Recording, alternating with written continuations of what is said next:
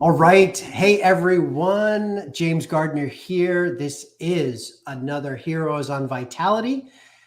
This is the show where I sit down with some amazing health and wellness people that live by design, people that operate high vibe, who are here to be of service in each of their own arenas, whatever that is for them, to make the world a better place and to increase our units of happiness, which to me is the holy grail of showing up in life. So today's episode, we're going to talk fitness. We're going to talk health and wellness, all of those things. My guest today joining me, she is a fitness professional. She's a nutrition coach. She is a health and wellness advocate, mother of two, which is a full-time job unto itself, as we know, and a champion of just living your authentic life and showing up. Please welcome with me today, Jen Grossi. Jen, how are you? I'm well. How are you, James? Oh, I'm doing great. Doing great. How are you? Now, you're coming to us from the East Coast. Yes. Where are you again? I'm in Niagara, so I'm not far from Niagara Falls. Right. You are near one of my old stopping grounds, the old St. Catherine's Boathouse in Canadian Henley. Yeah, I see the rowers on my walks. Yes. Don't open up that door because I'll go down a road and we'll be talking rowing for the next half an hour. Yeah. Okay. Jen, you why don't you share a little bit about just who you are, what I introduced you, obviously a fitness professional, nutrition coach, but what do you do? What is it that you do for your clients and your active service here in this world? So I have been into fitness and nutrition since, I'm not going to put a number on it because that'll age me. So for the last couple of decades, which sounds kind of impressive, I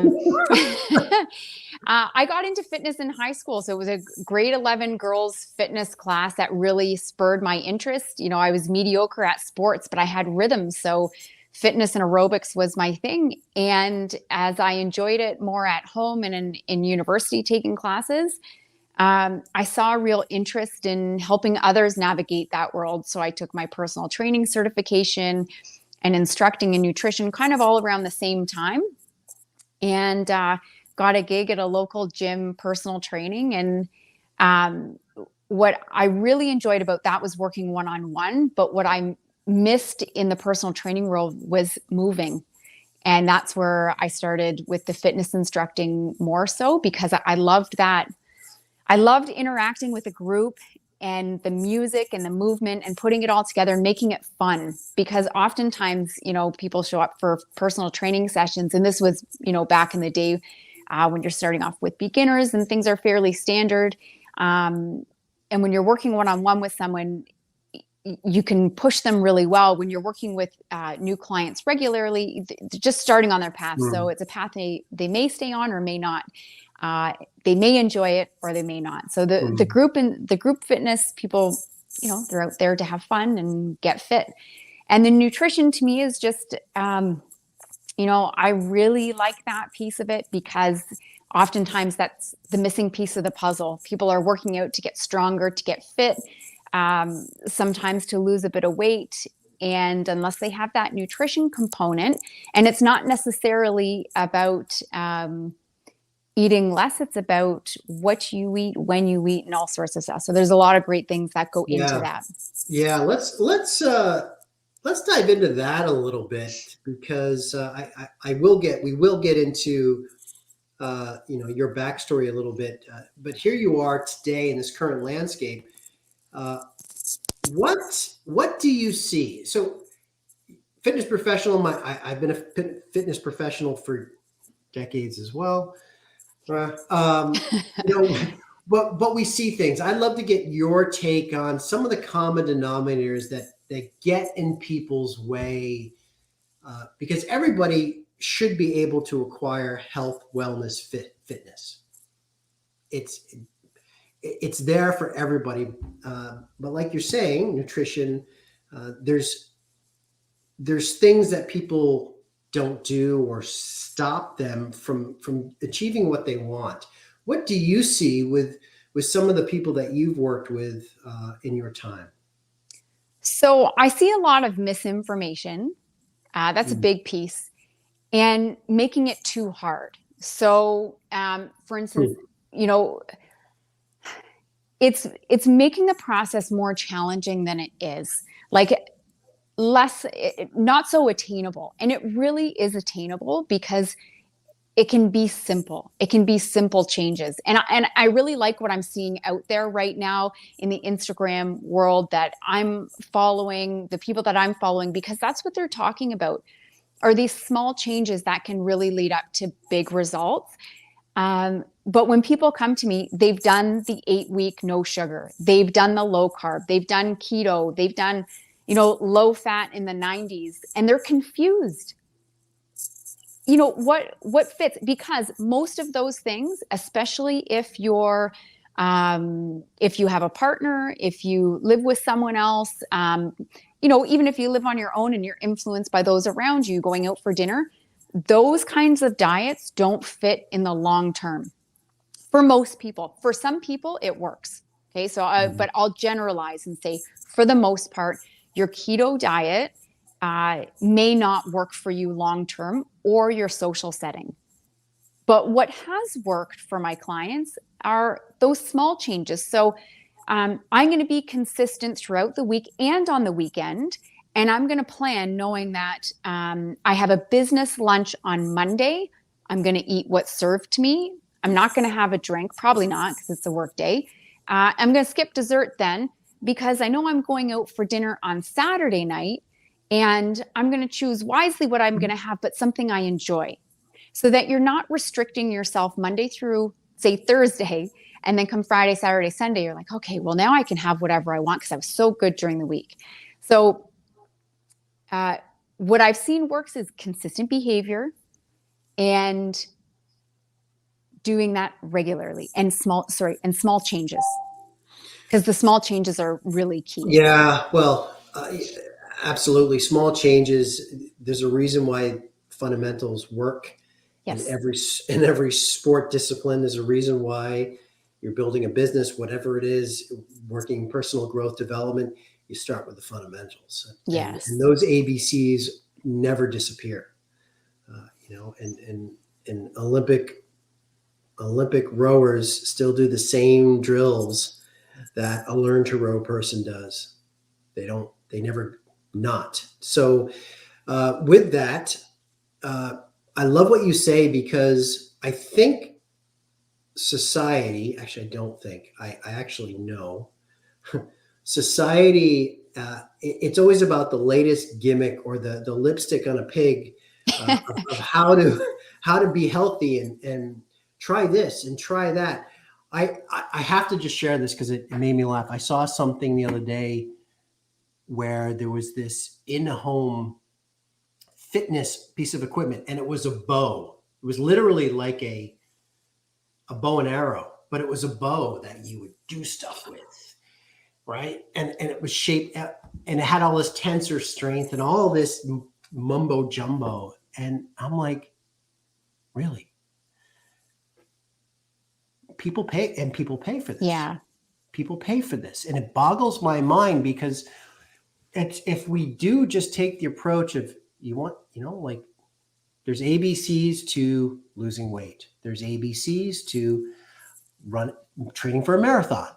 There's ABCs to just living a more healthy, active, vibrant lifestyle. And you and I were talking beforehand, and let's talk about this again. Is there's 24 hours in a day. The hour that we show up in the gym is actually one part of a greater whole, and sometimes it's honestly the easiest part of the greater whole. So talk about that, Jen.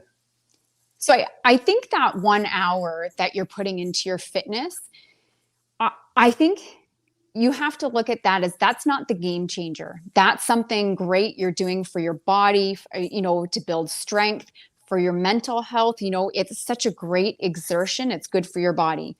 But that's not the whole package. The whole package is like, are you sleeping? Are you taking care of yourself? Are you going for a walk just to get some fresh air? Are you getting your vitamin D? Are you having quality time with your family? And are you nourishing your body?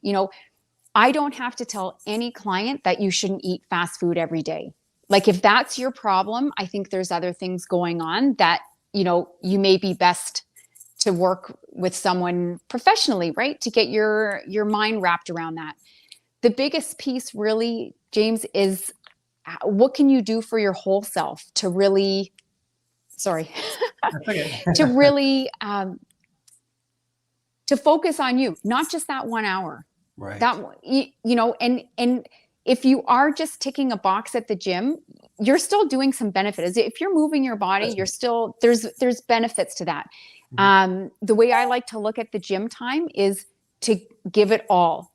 Not every day you're going to do that, especially women. There are going to be times, usually, based on cycle, that you are going to not push as heavy of weights. But when your body is telling you it's time to push those weights, get your mind and muscle connected and give it your all. And then that next stretch of the day, you're focused on, okay, where can I get my sleep? Is my sleep disrupted? How can I help my sleep? What are the things I can do to make myself feel better? So then I can show up for the other people in my life 100%. Because that's, with 2 young kids, I don't always get that time. But if I can, figure out how the movement works in my day, it doesn't have to be gym time. I just mean movement, and how we can feed a family and build on nutrition, like that all works together.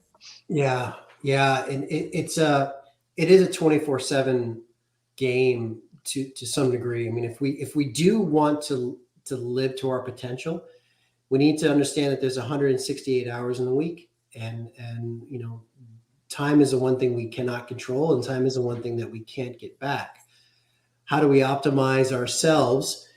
As you're saying, like if it's a wheel, if it's a big pizza wheel and there's 12 slices of pizza and 1 slice is the workout or 2 is the workout, there's all these other ones that are there that someone like yourself gives counsel or advice on how to optimize. Because I think the important thing is we all show up to the dance with a certain number of pieces of that pie ticked, and we're not all the same. And that's where someone like you can come in and analyze and say, okay, hey, Mary, you get great sleep, but you're not fueling properly. You're not refueling properly, or whatever it is, or you're not eating consistently enough, or the nutrition is,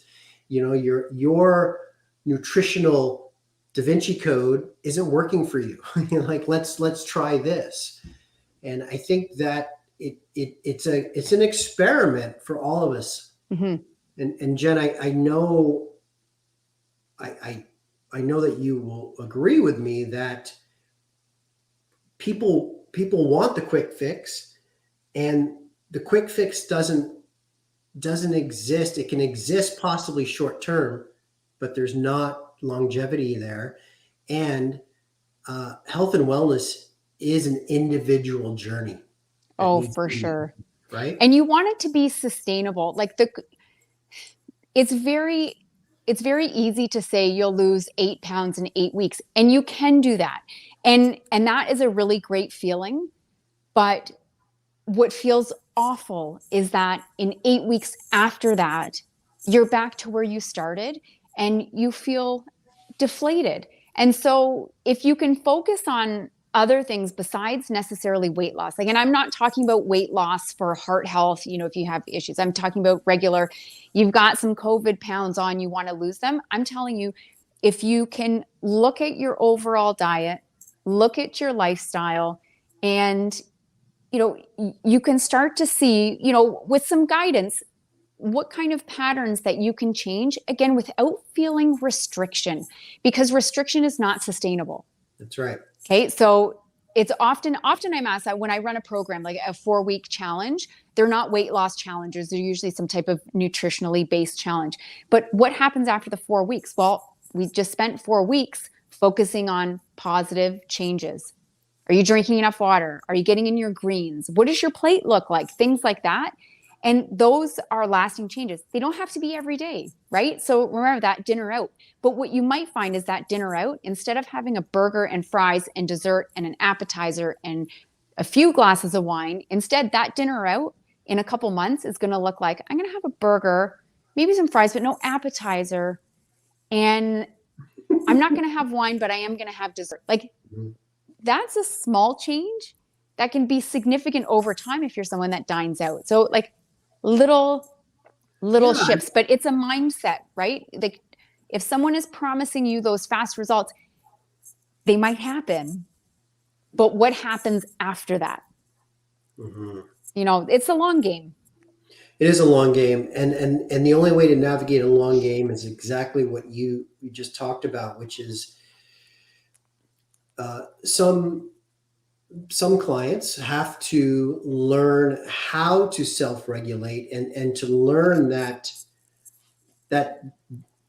barter system, whatever you want to call it, in terms of, okay, let me assess my week. Like you were saying, if I have a meeting on Monday, that means I'm going to be doing this Monday. Okay, well, how do I proactively look at that, right? And say, okay, I'm going to then on Thursday is going to be my cheat day, or whatever it is. And, you know, we're going out. And as you were saying, is everyone, I truly believe, if and, you know, feel free to disagree with this, the ultimate way to longevity and health and wellness is to eventually be the captain in their own captain's chair of that journey, i.e., they have to do the work mentally in terms of understanding what that individual thing is. They have a professional like you that can help them come to terms with this, and an understanding and education and knowledge and skill set and mindset. At the end of the day, though, they have to implement themselves. They have to take the lead. That's where longevity, in my opinion, lands. And it's easier said than done. And that's why, you know, when I'm working with people, it's often for a stretch of time, because it's that weekly accountability that most people need. And I don't want to say stay on track. It's a path. And I like to think of it like, you know, think of it in terms of COVID times when you're walking down a sidewalk. You're on the sidewalk, you're following the path. Oh, someone's coming along. You're going to veer off a little bit. There's your dinner. Then you're going to go back on the sidewalk, and you're going to have those ebbs and flows regularly. And that's what you have to plan for. But it is easier said than done. So it does require some accountability, right? It's hard to be accountable to yourself. It's not always the easiest. So when someone's, you know, beside you, that's why sometimes group programs are great for people, because they don't necessarily need to work with someone one-on-one, but they need people to connect with. And then they need a plan. Like, what's my life going to look like in 3 months from now?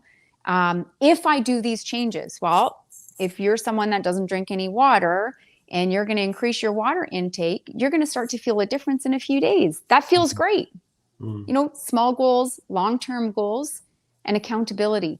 And that helps put these things in place, right? Because, you know, you can, you know, your day plans can go sideways. You get an invite to go out for dinner. Well, now when you work with someone, you can have a plan. What does that dinner out look like? It doesn't have to be an all or nothing outing. You may decide, you know, you can adapt it to your lifestyle. It also doesn't have to be, I'm going out for dinner, I'm only going to have chicken and salad and sparkling water. Right? You can have fun too. Yeah, that's a big thing, is how you just touched on it. Fun, play. This all, you know, this all can be done with a smile. This all can be done. Yes. Right in the gym. Yeah, not every day we you know, Olympic athletes in our gym setting, but however we can enjoy the process, and we can, you know, we can have fun, and we can look at nutrition and maybe making some of these choices of non-negotiables, as we talk about in this business, non-negotiables, and have it be fun. Have it be fun. And I think that's an important thing where, again, having that guidance, that accountability, that pat on the back, if you will, that it's okay, which I do believe, Jen, I strongly agree with you that restriction kills. Restriction is not sustainable. And and I know there's a lot of fitness professionals out there that are that fire and brimstone approach. Yeah. And they get their results, but at what cost? Yeah. And that's a lifestyle though. I'm sure we both know some incredible fitness people, and they're sculpted, and that is their lifestyle. That's, those are the one-offs. When I've said, the keto diet is not for everyone, but it does work for some people, but that's not the norm. And you do have to find what works for you. I have one client who's followed keto and it works for her, and she enjoys it, and it's part of her life. And so be it. You have to find what works for you. The fitness part, it has to be something you enjoy. Lifting weights is important. Lifting weights, especially for women, but as you get older, men too, that really needs to be part of your lifestyle to keep up your bone density, so we're not expediting the bone loss. We want to be strong so we can do things still. But for regular movement, you find what makes you happy. If walking is it, a good walk and a podcast, I love that. Then so be it. You don't have to run. You can walk. You don't have to go to the gym. You can, I don't know, climb a set of stairs, go for a bike ride, figure it out. So, we've talked about, we've talked a lot about mindset, about finding an individualized system for each of us, and how crucial that is for longevity, taking ownership over that. What I'd love to do now is, so let's take that though, and then let's apply it to our little ones. So now here you are, who shows up for your clients and steers and guides them, and maybe gives them a little bit of crap once in a while when they're slacking. How does it work with your two girls? What type of home environment have you created for your girls, and for kind of a health and wellness introductory lifestyle for them, I suppose?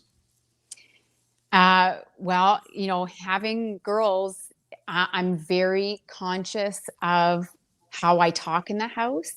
I've been definitely called out on some things, even labeling something as healthy and being, confronted with, well, I want this, but that's not healthy. And so I've done a lot of work personally to take labels off things. So, we have non-negotiables. So think in terms of packing lunches. So do you have some protein in there? Do you have your vegetables and your fruits? Everything else, that's up to you. Have you had your fruit today? Have you had your vegetables? That's important. Same with dinner time. Can I have a cookie? I don't have your cookie, but did you eat your vegetables? That's all I want to know. And that to me is, I'm giving them the nutrition, but I'm also giving them the control to say, yeah, I want cookies. This is the best example I use with kids. When you have kids over for a birthday party and serve cake after the pizza or the hot dogs, whatever you're having. And also, I'll tell you, if you serve a veggie tray at a birthday party, kids go for it. Cucumbers, carrots, don't put broccoli on there. Cucumbers and carrots, kids will go for them. They'll have their pizza, they'll have their cucumbers and carrots. You'll serve them cake. They will leave half the cake on the plate. 9 times out of 10, you will take the plates, with the cake, maybe ice cream, there will be stuff left over. When you take those same plates from adults, plates are clean, typically, unless, there's a load of icing left over. But kids are self-regulated for the most part. They know when they've had enough. They will leave half their dessert on a plate because they're full. Adults, we don't do it. We eat until until our taste buds are satisfied, not until our bellies are full. So that to me is really important, is watching that. And not, I don't mind the kids having snacks in front of the TV, but I'm also conscious if they're mindlessly coming back to the kitchen for more salty crackers. We don't use the word fat in the house unless we're talking about body fat, that has a process, that has a role in our bodies, right? Why do we have fat on our bodies? We have fat on our bodies. We're all different shapes and sizes, but it's to protect our organs. I don't weigh myself. We have a scale in the house, and it's used if the kids need a dose of Tylenol. Those are things, I was an avid user of the scale before I had kids, and I don't use it regularly at all. Maybe as a check-in once in a while, but it's hidden. It's used. It has a purpose. My husband and I are both work out. It's a part of our daily lives. It always has been that way. We go to the gym. We don't go to the gym to lose weight. We go to the gym because that's what we do to feel healthy and strong. And that's what my kids, a kid a few years ago called my youngest daughter fat at school. She's, a lean kid by no means, but that caused a kid who's a bit anxious, grief, and still does. The kid brings it up. Now that's partly due to some frustration over, being name called, but she wonders, am I fat? Well, yeah, you have fat on your body to protect your bones. You got to protect your internal organs. Like, I know these are big topics, but they're really important because as these girls get older, and I'm sure boys will face this as well, or do face this, but my relation is with having young girls. This is really important. Kids at between 8 and 13 shouldn't be on a regular workout routine. They should be moving to have fun.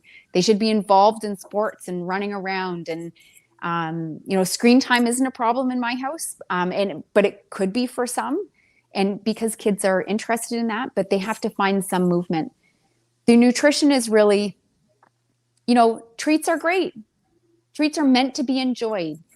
But for the most part, I have control over our meal times. And I read a really great tip not long ago.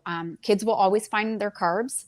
So, a pasta meal is great. But if you can make sure that they've got a good protein source, whether it be vegetarian or animal, and some veggies to choose from, you can put the dessert on the table at the same time if you choose to have something, or cut up fruit and let them choose. And 9 times out of 10, they're going to choose a bit from everything. Broccoli is also non-negotiable in the house, so they got to choose a couple pieces, right? But so you've created a nurturing ecosystem at your residence. So myself having 2 girls as well, the issue where it became a challenge for us back in the day was when they go out of that environment, when they are over friends' houses for dinner, when they go to birthday parties, when they go, they would see me eat a plant-based dinner and be excited about that. And then they go to a party, and I know specifically with my oldest, she would then have anxiety about having a hot dog. Yeah. Right? So I've really tried to watch how I'm talking to the girls. So when we do have meals like that, or we are out, my oldest one wouldn't bat an eyelash. My younger one would question it. Well, can I have that? Or should I have that? Yes, go ahead, have the hot dog. You're meant to have meals like that sometimes. We don't eat that. Those are sometimes foods, not all the time foods, and I'm hoping to set this up so that when they face those years they may start to feel self-conscious. I really don't want them to. I want these girls to be confident. I struggled with that when I was younger, feeling like having some of those thoughts, being conscious about food, going through this low fat phase. Like, I think Atkins, I want bacon and eggs for breakfast. I think the culture is changing. You're seeing a lot more of body positivity. Yeah. And I'm seeing younger people more in tune with their health and what they're eating and working out as part of their overall lifestyle. So I feel like we're heading in the right direction out of the McDonald's era. But again, that fits. You're going on a road trip. Here, let's stop at McDonald's. There's something for everyone. I don't know. So yeah, true. So here's a question, I don't mean to put you on the hot spot or hot seat rather here, but you know, how do all right. I'll put myself on the hot seat. I won't put you on the hot seat. Oh, no, I'm good. Well, I'm like, good. here's the thing. It's like, I know, like a hot dog, there's no one, no Nobel Prize, no nominee out there could tell me that a hot dog does anything nutritious for my body. Nope. Period. Right. And so I think the dilemma for some fitness people out there and professionals and also just people in general, it's like, it is about balance. I'm totally with you about having this kind of harmonious thing, but it's like, really? Like, what? It's just like, so I want my girls to go, because I had hot dogs when I was a kid, steamed hot dogs down in Wickford, like used to walk to the bridge, get them when it was a kid thing, right? Ride our bikes into town. And I want my kids to live a kid life because we never get that back. Yeah. And it cringes me when I know they're having a hot dog. I don't like it. I'm like, oh. But I think that's kind of part of it. I resisted that for a long time, but that's where it is sometimes, I'm trying to think of a meal. Like, we're not ones to stop at McDonald's, to be honest. Like, I'm the one that packs sandwiches for a 3-hour road trip or whatever it might be. But when they go out with their grandparents, sometimes they stop at McDonald's. Like, that's, I look at it more in terms of an experience. I don't love it. And in fact, because we don't eat that way, it doesn't make them feel good. Yeah. True. A bigger challenge in my house is, why is mom not eating that? I started having pizza with them when we make pizza, but I modify it to suit my taste buds. And, pizza doesn't always make me feel good. So I make a different variation of it. On one of their birthdays. Why is mom not having birthday cake? I don't like birthday cake, but I had a small piece of birthday cake because I don't want them to see me not eating. Especially certain things like that. Are they going to see me eating a hot dog? Probably not. I don't like them. But that's fair to say. I don't want the cake, but that's like being at a social setting. Have the cake. Have the cake. Well, have the cake if you want it, but I don't want the cake. So she says it a whisper. If you hand me a glass of wine, I'll take the wine. But don't hand me a piece. I don't want the cake. Cake, wine. I look at those things like we're not going to stop at McDonald's. I'm not going to do those things, but they might do it with the grandparents. We don't usually have hot dogs at home. But they're at a birthday party, they're going to have a hot dog. It's going to happen. I'd rather them have that variety in their lives. Not to say hot dogs have to be part of their variety, but I'd rather have them be knowledgeable. You make good choices most of the time. Sometimes you eat different things. Yeah. They are going to eat them. And we have a peanut allergy in the house, so we're very conscious. We read lots of labels, and questions come up with those labels. Why do we only have Fruit Loops when we're at the cottage, right? There's no sugar cereal in our house, but there's a treat when we go to a cottage. Makes Fruit me Loops nuts. at the cottage. I love that. Fruit Loops at the cottage, but that's it. But that's a treat they look forward to. And yeah, I get it. It's just it's interesting, right? Because I mean, we're surrounded by endless unhealthier choices. Yeah. Right. And we have to, I think there's a concession to make. Again, right. It's being at peace with whatever that balance is for each of us. So. Yeah. And you educate them, get them involved in cooking, get them involved in baking.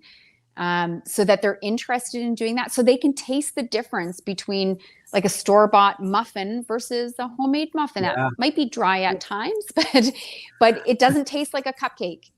Right. There's a difference. There's nutritional value, and I explain the things that go in, whether they're really hearing me or not. I know at some point in time they're going to be like, "Hey, there's hemp hearts in these things. I know what they do for me." Yeah, and I think at the end of the day, parents, the best thing they can do is just lead by example and just, show up with like you are, with a healthy approach, not just in the way that what you're putting in your body, but also the way that you're approaching the topic, the way that you and your husband choose to have a fitness lifestyle, like a gym workout lifestyle, as part of your overall thing. And we just have to trust. We have to trust that we're providing some good bricks along their journey. Yeah. Which is, to tie this all up, which is exactly what you do for adults, because many adults out there need those bricks too, and it's okay. It's okay not to understand. It's okay for adults to need accountability. And to need guidance and knowledge and support. And I think ultimately that's what we do. We offer that. We offer support and a safe space for people to come and to experience what it is, what their individual journey can be like. And that's what you bring to the table. Yeah. So Jen, to wrap this up, is what could you leave us? There's going to be people out there. There's going to be your community, my community.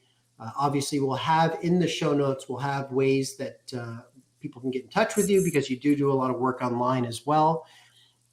And I know there's people out there that are curious and or maybe need a little inspiration to really take that step. What could you offer to them here to close us out? To take it slow, strip away all the noise, Mm. all the gimmicks, all the marketing, no fast fixes, and really pay attention to what your body needs. Think about it. Look at what you're eating, look at what you're doing, and start with one thing. Okay? If you have to start, you have to start somewhere. So what's one thing that you know innately that you can change that would improve your nutrition right away? Mm. And I bet you could come up with one thing, and that's a start. And that's all you need to do to start. You don't have to change everything at once. One thing. Love it. It is about that one thing. And the one thing you can do, anyone out there can do, is make the conscious effort to take that first step. Yeah. Yeah.